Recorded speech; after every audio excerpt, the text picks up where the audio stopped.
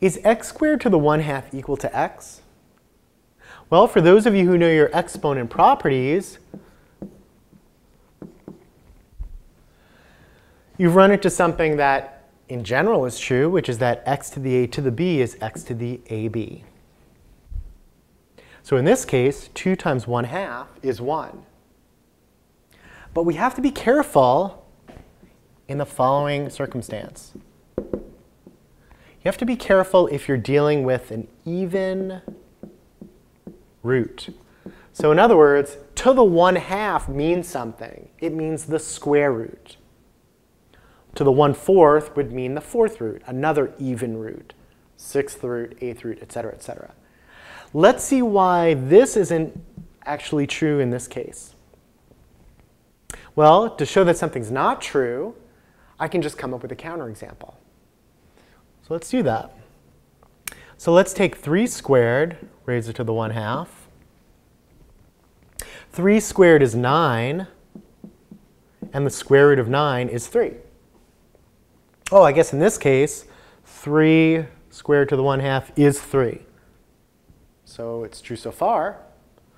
What happens if I stick a negative number in there? So let's take negative 3 squared and raise that to the 1/2. Negative 3 squared is 9. And the square root of 9, we just saw that, is 3. So in this case, we put a negative number in, and we got out its positive equivalent. In the first case, we put a positive number in, got its positive equivalent. So what should this actually read?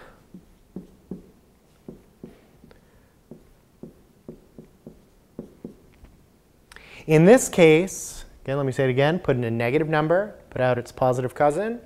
Positive number stays the same. This is actually the absolute value of x.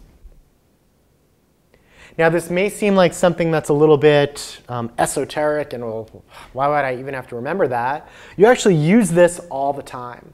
Whenever you have a quadratic equation, for example, x squared equals 4, you could probably do this in your head. Oh, 2 or minus 2.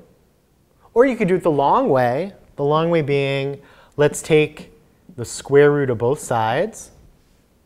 The square root of 4 is 2.